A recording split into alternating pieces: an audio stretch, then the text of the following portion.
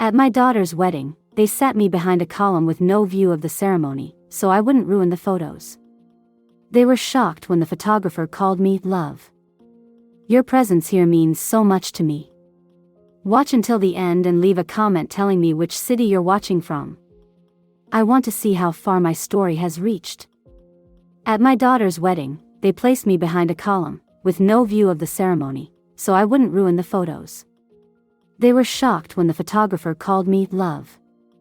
I stood there, stiff in my pale blue dress that had taken me weeks to find. A dress Amanda had barely glanced at when I'd shown her, offering only a tight smile and a hurried, "It's fine, Mom." Fine. That word had become the entirety of our relationship.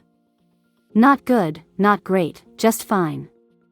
"Mrs. Miller, you'll be standing right here," Brittany, Amanda's wedding planner, had said earlier, guiding me firmly by the elbow to a spot behind a massive marble column. I'd frowned, confused, until I realized I couldn't see the altar from there. "But I won't be able to see Amanda and Robert exchange vows," I'd protested, my voice embarrassingly small. Brittany's smile hadn't reached her eyes. "The venue's quite full with all the important guests. This is the best we could do." She'd patted my arm like I was a child. "You'll still hear everything." I'd nodded, swallowing hard. Important guests. The message was clear, I wasn't one of them. So now I stood, hidden away like an embarrassing family secret, listening to my only daughter pledge her life to a man I barely knew. Robert's parents, the distinguished Dr. and Mrs. Harrington, had front row seats. Of course they did. They fit into Amanda's carefully curated new life, successful, polished, wealthy. Everything I wasn't. Since Tom died 5 years ago, Amanda had been pulling away, crafting a new narrative where her mother, a high school English teacher with arthritic hands and a modest suburban home, didn't quite belong. "Could we get just a bit more space here?" I heard Amanda's voice, tense with that forced brightness she'd perfected.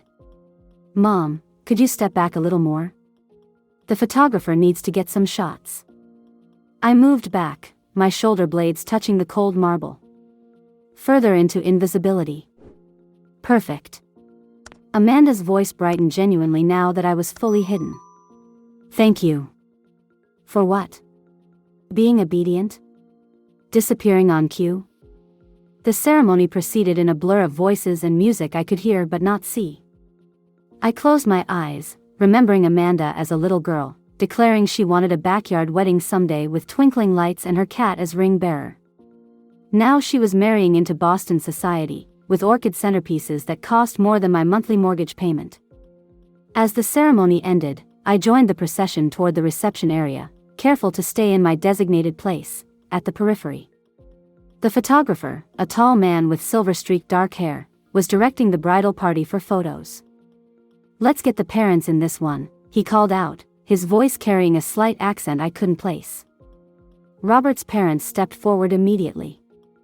Amanda glanced around, her smile faltering when she spotted me. "Mom," she said, "maybe we'll do separate photos later? The lighting here isn't great, and we're running behind schedule." The photographer frowned, checking his watch. "We have time for both sets of parents now." He looked straight at me with a curious expression, his head tilting slightly. As I hesitantly approached, his eyes widened. "Karen? Karen Miller?" I stopped short, uncertain. "Yes?" A broad smile broke across his face. "It's me, David. David Cohen. From Westlake College." My heart stuttered. David Cohen. My first love. The boy who'd written poetry about my eyes before leaving to study photography in Europe. "David?" I whispered. He stepped forward, camera still in hand, and did the unthinkable. He kissed my cheek and said, "Hello, love. It's been what, 40 years?" The silence that followed was deafening. Amanda's mouth fell open. Robert's mother clutched her pearls. Brittany, the wedding planner, looked like she might faint. "You two know each other?" Amanda asked, her voice strangled. David laughed, his hand still warm on my arm. "Know each other? Your mother was the most beautiful girl on campus. I spent an entire semester trying to convince her to model for my portfolio.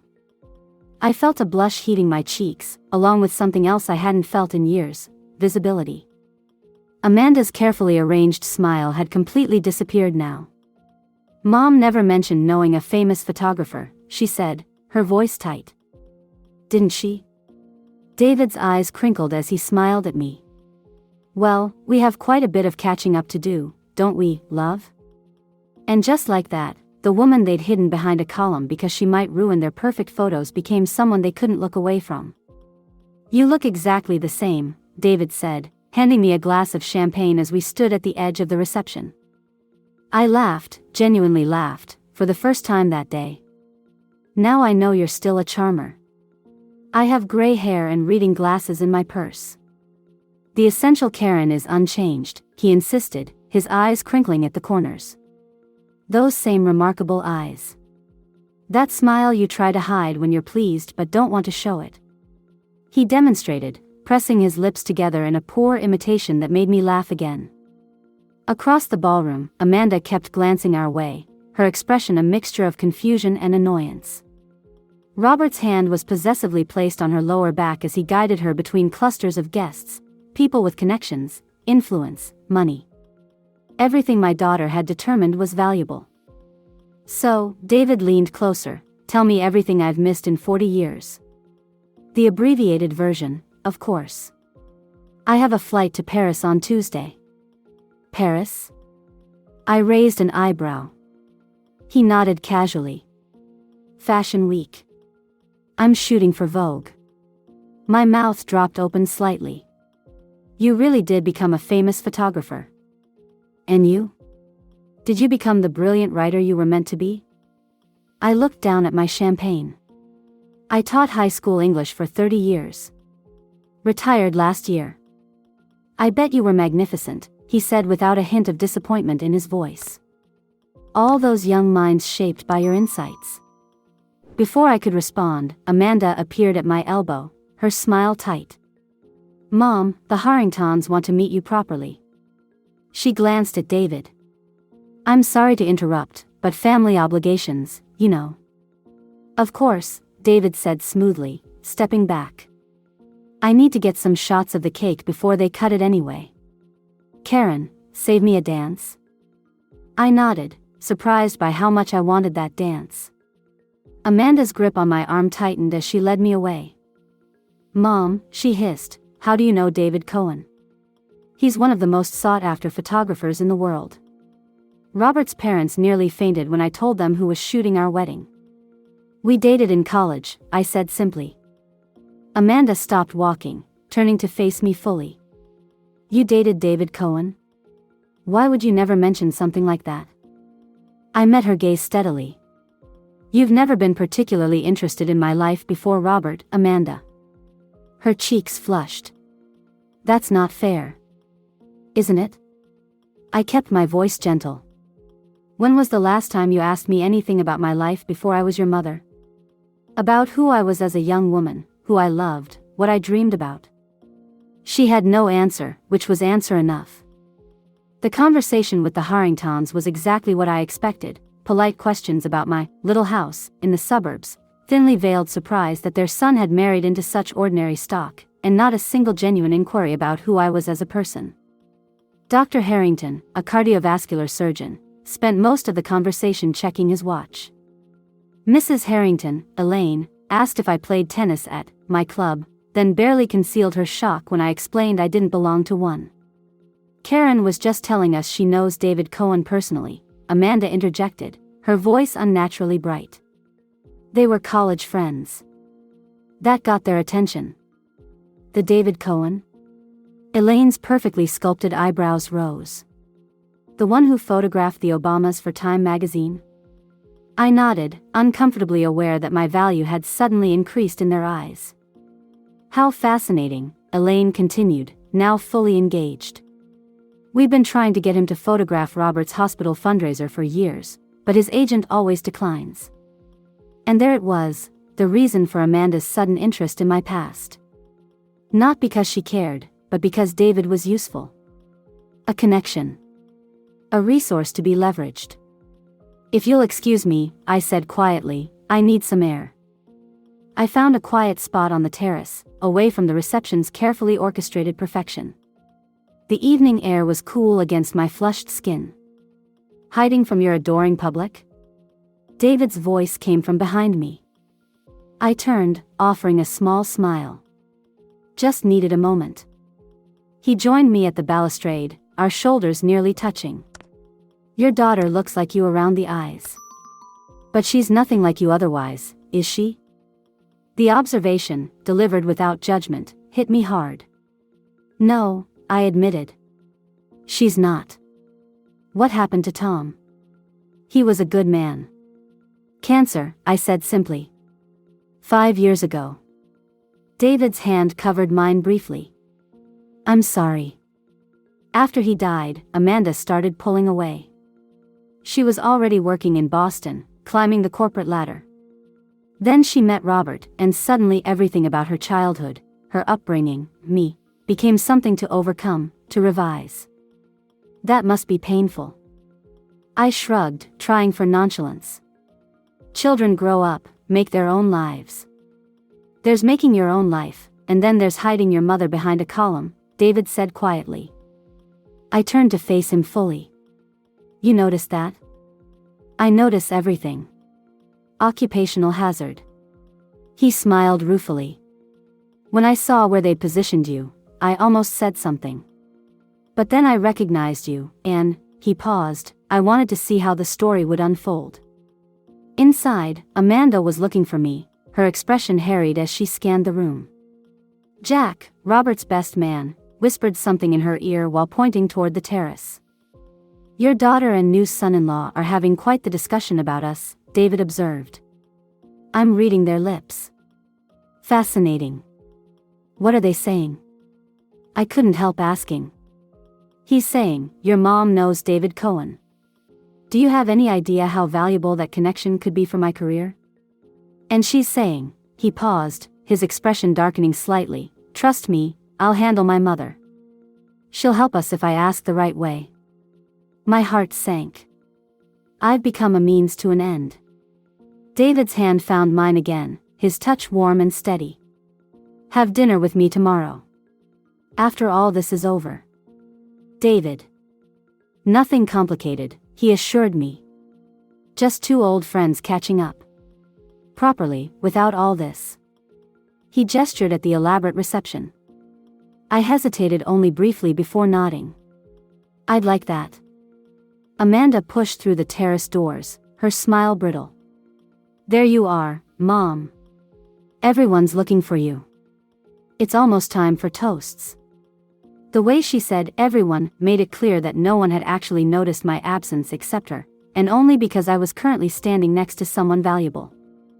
I was just asking your mother to dinner tomorrow, David said pleasantly. Catching up on 40 years will take longer than a wedding reception allows. Amanda's eyes widened, calculation evident behind them. What a lovely idea. Maybe we could join you? Robert and I don't leave for our honeymoon until Tuesday. David smiled, but it didn't reach his eyes. I was thinking just Karen and me this time. Old college stories and all that. Amanda's smile faltered. Oh, but. It's settled then, David said firmly. I'll pick you up at 7, Karen. As David walked away to photograph the cake cutting, Amanda gripped my arm tightly. Mom, you need to include us in that dinner. Do you have any idea what a connection like David could do for Robert's career? For our social standing? I gently removed her hand from my arm. No, Amanda. This dinner is for me. Her face hardened in a way that reminded me, painfully, of her father at his worst. After everything we've done for you? The question hung between us, breathtaking in its audacity. What, exactly, had they done for me? Let's go in for the toasts, I said quietly. People are waiting. I moved past her, head high, no longer invisible. The dinner with David wasn't at an upscale restaurant as I'd expected, but at a small Italian place tucked away on a side street, with checkered tablecloths and candles stuck in wine bottles.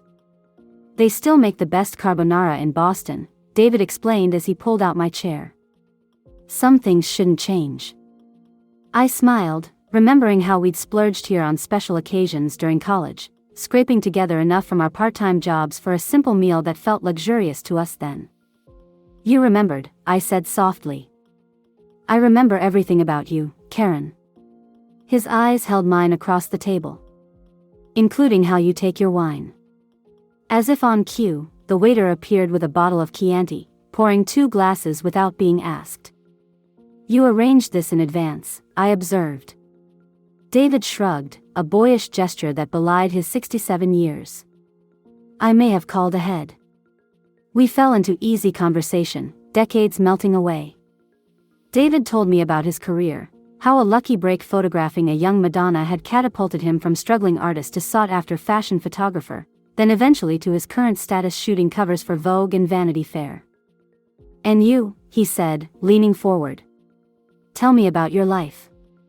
The real version, not the polite dinner conversation version. I sipped my wine, considering. I loved teaching. It wasn't glamorous, but it mattered. 30 years of seniors reading The Great Gatsby and pretending they hadn't just looked up the summary online. I laughed. But sometimes, you'd see a student really connect with a passage, really understand what Fitzgerald was saying about the American dream, and it made everything worthwhile. And Tom? Were you happy? The question caught me off guard with its directness. We were comfortable. He was kind, stable. Not passionate, but dependable. That's not quite an answer, David observed gently. I sighed. We had good years. Then we had routine years. When he got sick, I realized how much I'd come to depend on that routine, even if it wasn't particularly fulfilling. And Amanda? Was she always so calculating? I supplied. No. She was a sensitive child, actually. But Tom was very focused on status, on appearances. He worked in finance, always chasing the next promotion, the bigger house, the right schools for Amanda. I think she absorbed that from him. David nodded. Children are sponges. But her treatment of you yesterday was beyond cold. After Tom died, I became inconvenient. I traced the rim of my glass. My house is modest. I clip coupons. I wear the same dress to multiple events. None of that fits with Amanda's vision of her life. So she hides you behind columns. And invites me to dinner only when her in-laws are out of town. And forgets to include me in the holidays if the Harringtons are hosting. I hadn't meant to reveal so much, but the words spilled out, fueled by wine and the relief of finally saying these things aloud. David reached across the table, covering my hand with his. She's a fool. My phone buzzed. Amanda's name flashed on the screen. I silenced it. 3rd time she's called tonight, I explained. Plus 6 text messages asking how dinner is going and if I've mentioned Robert's charity event to you yet. David's eyebrows rose. Ah. So that's the angle. She wants you to photograph their hospital fundraiser. Apparently, the Harringtons have been trying to book you for years. He laughed. Their fundraisers are just tax write-offs and social climbing opportunities. I avoid them on principle. My phone buzzed again with a text. Despite myself, I checked it. Mom, please put in a good word for Robert's event with David. It would mean so much to us. The Harringtons would be so impressed if we could get him. I showed David the message, feeling a strange mix of shame and relief at exposing Amanda's transparent motives.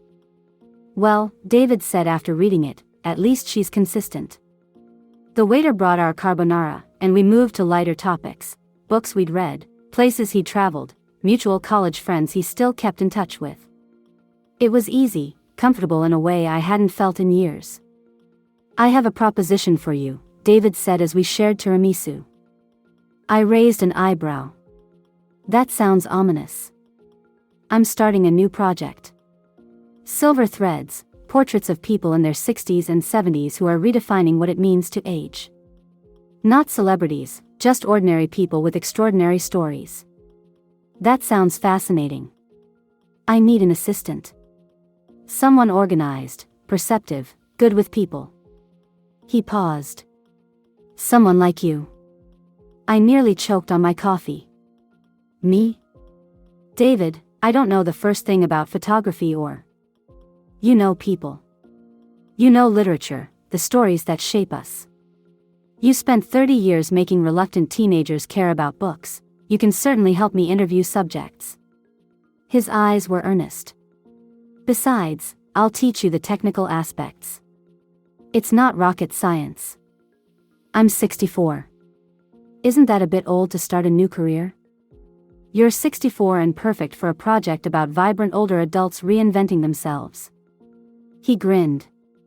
Plus, you'd be working with me, not for me. Partners. My mind raced with possibilities, traveling with David, meeting new people, being part of creating something meaningful. Then reality intruded. I can't just leave my life, my house. It's 3 months, initially. We'd be based in Boston, with some travel. His expression grew serious. Karen, when was the last time you did something just for yourself? Something that scared you a little? I couldn't remember. My phone buzzed again. Another text from Amanda. Mom, Robert's parents are asking if you've spoken to David yet. What should I tell them? Something shifted inside me. Years of accommodating others, of making myself smaller to fit their expectations, suddenly felt unbearable. Yes, I said, surprising myself. I'll do it. David's smile was radiant. Really? Really? It's time I became visible again. As if on cue, my phone rang. Amanda. This time, I answered. Mom, finally. What did David say about the fundraiser? I looked at David, who was watching me with warm encouragement in his eyes. Amanda, I said calmly, I've accepted a job with David. I'll be working with him for the next 3 months on a photography project. The silence on the other end was deafening. Just tilt your chin slightly, there, perfect. David adjusted the lighting as our subject, an 82-year-old former ballerina who still taught dance 3 times a week, posed gracefully on a simple wooden stool. I stood to the side, notebook in hand, jotting down Ms. Levine's remarkable life quotes as David worked. 2 months into our project, and I'd found my rhythm, part interviewer, part coordinator, part creative collaborator. That's the one, David murmured, reviewing the image on his camera. He looked up at me, a silent question in his eyes. I nodded. We'd captured her essence, the strength, grace, and determination that had defined her life. Paulina, I said, approaching her with a glass of water. You mentioned your husband didn't want you to continue dancing after you married. How did you find the courage to defy him? Her eyes sparkled. I didn't see it as defiance, dear. I saw it as survival. Without dance, I would have withered like a plant without sunlight. I wrote her words verbatim, knowing they would be perfect alongside her portrait. Later, as David and I packed up our equipment, my phone buzzed. Amanda's face appeared on the screen, the 3rd call this week. Aren't you going to answer? David asked. I sighed, pressing the decline button. Not now. She's only calling because she wants something. The first month of working with David had been eye-opening. I'd discovered a natural talent for connecting with our subjects, drawing out their stories in ways that surprised even David. The technical aspects of photography came more slowly, but I was learning, my fingers becoming familiar with light meters and reflectors, my eye developing for composition. What I hadn't anticipated was how the project would change me. Each person we photographed had faced challenges, loss, illness, societal constraints, yet they'd all found ways to reinvent themselves, to remain relevant and vibrant despite society's tendency to dismiss older adults. Their courage was contagious. My phone buzzed again, this time with a text. Mom, you need to call me back. It's important. Family emergency. My heart dropped. Despite everything, Amanda was still my daughter. David, I need to make a call. It might be serious. He nodded, continuing to pack while I stepped outside the studio. Amanda? I said when she answered. What's wrong? Are you okay? Finally, she huffed. I've been trying to reach you for days. You said there's an emergency? Well, not an emergency exactly, but it is important. Robert and I are hosting a dinner next Saturday for some potential investors, and we need you to be there. The familiar disappointment settled in my chest. That's your emergency? Mom, this is crucial for Robert's new venture. The Harringtons will be there, and so will the Caldwells, you know, the banking family. They specifically asked if you would be coming. I frowned, confused. Why would the Caldwells care if I'm there? Amanda's voice turned syrupy sweet. Well, it seems Jane Caldwell is a huge fan of David's work, and when she heard you were working with him on his new project, she was very impressed. She wants to hear all about it. And there it was, the real reason for the invitation. Not because she wanted her mother present, but because I now had social currency. I'm busy that night, Amanda. We have a shoot scheduled. Mother, she said, her voice hardening, this is important to me and Robert. Can't you reschedule one little photo session? It's not like this is a real job. A real job. The dismissal stung, but not as much as it once would have. Actually, it is a real job. One I take seriously. More seriously than your only daughter? You've been so selfish lately, running around with David, ignoring your family. Robert's parents think it's very strange, a woman your age suddenly becoming a photographer's assistant. I could hear the air quotes in her voice. 2 months ago, I would have capitulated, reworked my schedule to accommodate her, accepted the subtle belittling of my choices. But I wasn't that person anymore.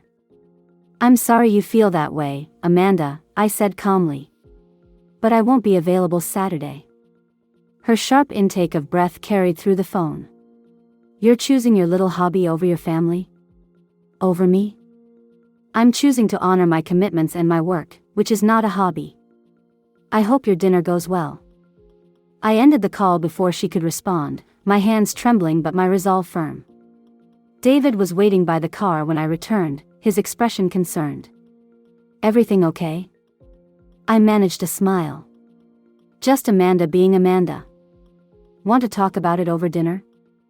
Over pasta at his apartment that evening, I recounted the conversation, still marveling at my own boldness in refusing Amanda's demand. You stood your ground, David observed, refilling our wine glasses. That's progress.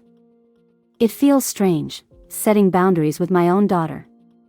I twirled pasta around my fork. But necessary. You know what I think? David leaned back in his chair, studying me. I think Amanda doesn't know who you really are.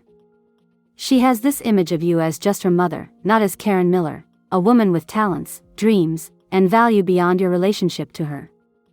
His words resonated deeply. You're right. After Tom died, I became just Amanda's widowed mother, a role, not a person. And now? I considered the question. Now I'm becoming myself again. Or maybe discovering myself for the first time. David reached across the table, taking my hand. The transformation looks good on you. His touch sent warmth spreading through me, as familiar as it was new. In the past 2 months, our relationship had evolved, colleagues becoming friends, and perhaps something more, though neither of us had put it into words.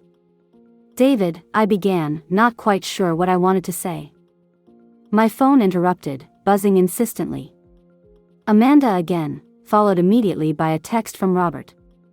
Karen, please reconsider coming Saturday. This dinner is extremely important for our future. Amanda is very upset by your refusal. Then another text, this time from a number I didn't recognize. Mrs. Miller, this is Elaine Harrington. Robert shared your number. We were so disappointed to hear you won't be joining us Saturday. Perhaps you could bring your photographer friend? His presence would be most welcome. I showed the messages to David, who raised his eyebrows. Persistent, aren't they? And not very subtle. They've never had to be subtle before, I admitted. I usually just give in. David squeezed my hand. And now? I set my phone face down on the table, a small act of liberation. Now, I said, I'd rather talk about our shoot next week. The retired firefighter who became a gourmet chef. David's smile was worth all the ignored text messages in the world. I was thinking a dark background to make his white chef's coat pop, he said, transitioning smoothly into work mode, respecting my choice. As we discussed lighting techniques and composition, I felt a quiet peace settle over me. For the first time in years, I was living on my own terms, visible, valued, and unapologetically myself. I was adjusting the lighting for our final subject, a 70-year-old former corporate lawyer who now ran a nonprofit for women re-entering the workforce, when my phone buzzed with an unfamiliar number. Normally I would let it go to voicemail during a shoot, but something made me answer. Mrs. Miller? The voice was young, professional.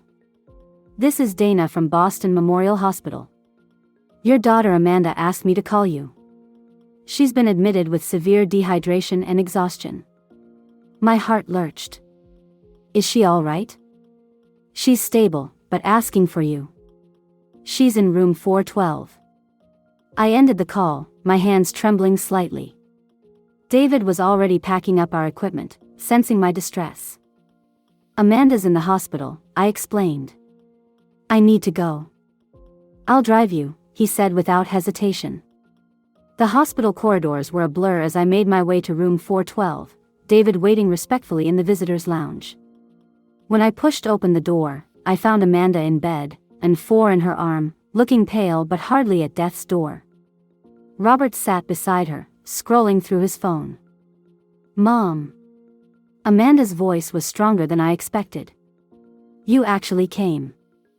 Something in her tone made me pause. Of course I came. Dana said you were admitted for dehydration and exhaustion. Robert looked up, frowning slightly. It's been a stressful week. The dinner party was challenging without you there. A cold realization washed over me.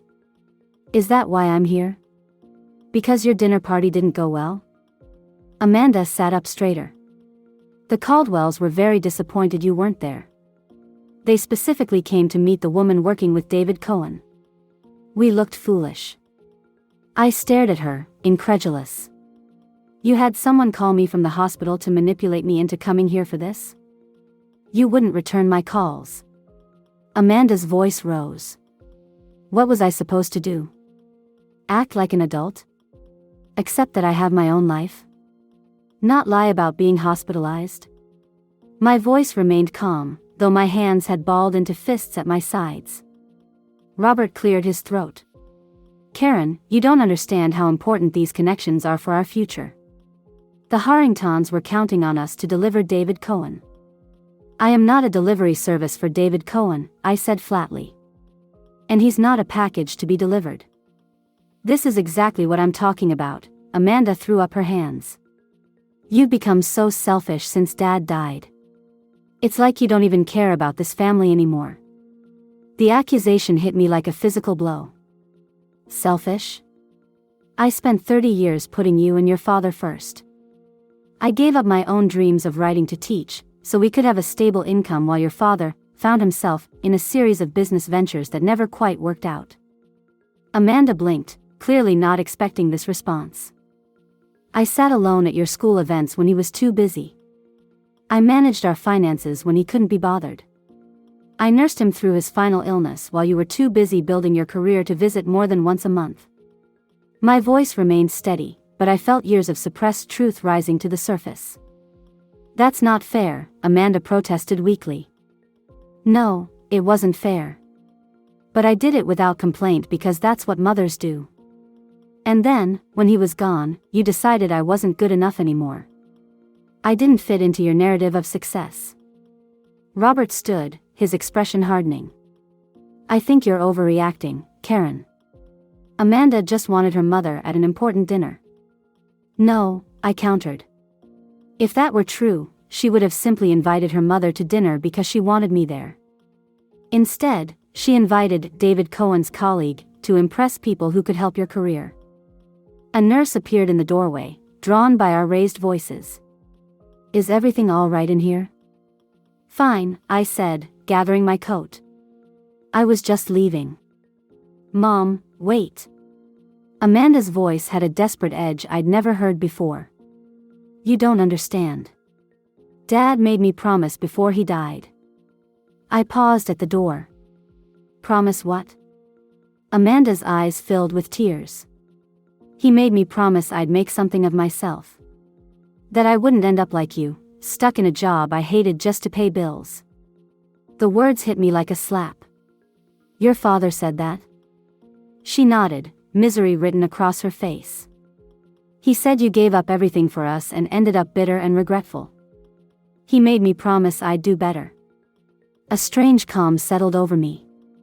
"I see. He said your biggest regret was not pushing him to see a doctor sooner when he first got sick," Amanda continued, the words tumbling out now. "He said if you'd been more insistent instead of respecting his wishes, he might have lived." And there it was, the root of her coldness, her rejection. She blamed me for her father's death. "Your father was diagnosed with stage 4 pancreatic cancer," I said quietly. "By the time he showed symptoms, it was already too late.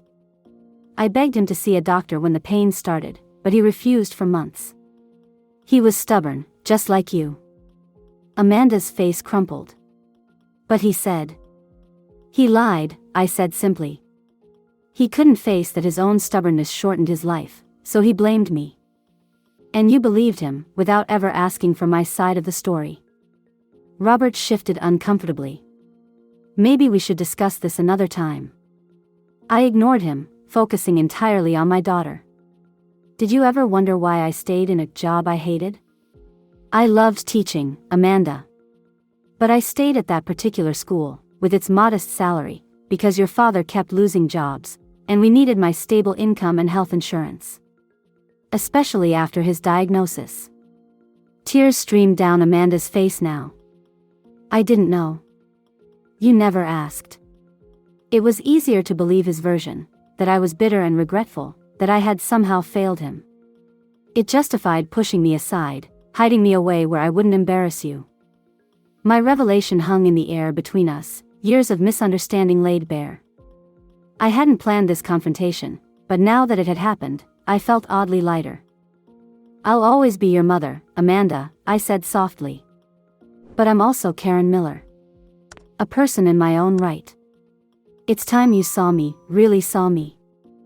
I turned and walked out, leaving my daughter to absorb the truth neither of us had been brave enough to face until now. "Are you nervous?" David asked, adjusting his tie as we stood outside the gallery doors. "Terrified," I admitted, smoothing down the simple black dress I'd chosen for our exhibition opening. It was a far cry from the pale blue number I'd worn to Amanda's wedding just 3 months ago, when I'd been content to fade into the background. Not anymore. Silver Threads had evolved from a small project into something larger than either of us had anticipated.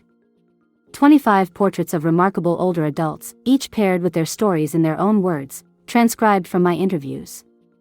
The Boston Gallery of Contemporary Photography had eagerly agreed to host the exhibition, impressed by the raw emotional power of the images and narratives. "You look perfect," David said, his eyes warm as they met mine. He leaned forward, pressing a gentle kiss to my lips. This thing between us was still new, still tender, but it felt right in a way nothing had for a very long time. "Ready?" he asked. I nodded, and we entered together. The gallery was already buzzing with people, art critics, photography enthusiasts, and many of our subjects, looking proud and slightly overwhelmed by the attention. I moved through the crowd, greeting people, answering questions about the project, feeling for perhaps the first time in my life truly seen. "Mrs. Miller." A familiar voice caught my attention. Jane Caldwell approached, elegant in a designer dress, her husband following behind her. "This exhibition is remarkable. The way you've captured these stories." She shook her head in admiration. "Robert and Amanda never mentioned your talent." Thank you, I said, maintaining my composure despite the irony. And please, call me Karen. Karen, she corrected herself with a genuine smile. You must join us for dinner next week. I'd love to discuss the possibility of a similar project with the women in our foundation. I smiled politely. I'd be happy to discuss it. You can contact me through the gallery. As she moved away, I caught sight of Elaine Harrington across the room, studying one of the portraits with surprising intensity. Our eyes met briefly, and she gave me a small, assessing nod, as if seeing me properly for the first time. David joined me, slipping his hand into mine. The critics are loving it, he murmured. Especially your contribution. The Boston Globe arts writer called your interview narratives devastatingly honest and deeply human. I squeezed his hand, warmed by the recognition but more satisfied by the knowledge that we'd created something meaningful together. The gallery director tapped a glass, calling for attention. Ladies and gentlemen, I want to thank you all for coming to the opening of Silver Threads, a collaborative project by David Cohen and Karen Miller. David is, of course, well known for his remarkable eye, but tonight I think we're all equally impressed by Karen's extraordinary ability to draw out and frame these powerful stories. Applause filled the room. David's arms slid around my waist, his pride palpable. I'm going to turn things over to our artists for a few words, the director continued, gesturing us forward. David spoke first, graciously acknowledging the subjects who had shared their lives with us. Then he turned to me, his eyes shining. And none of this would have been possible without my partner, Karen Miller, who taught me to see beyond the surface to the stories beneath. More applause. Then suddenly, it was my turn to speak. I took a deep breath, scanning the room filled with strangers who had come to see our work, to hear these stories we'd so carefully curated. And then I saw her, standing at the back of the room, half hidden by a group of taller patrons. Amanda. She was alone, without Robert or the Harringtons, dressed simply in jeans and a sweater. Our eyes locked across the crowded gallery, and I felt a complex wave of emotions, surprise, caution, a flicker of hope. I cleared my throat, turning my attention back to the audience. 3 months ago, I was positioned behind a column at my daughter's wedding, quite literally made invisible. A ripple of uncomfortable laughter moved through the crowd. It was perhaps the lowest moment of my life, but also the catalyst for everything you see here tonight. I gestured to the portraits surrounding us.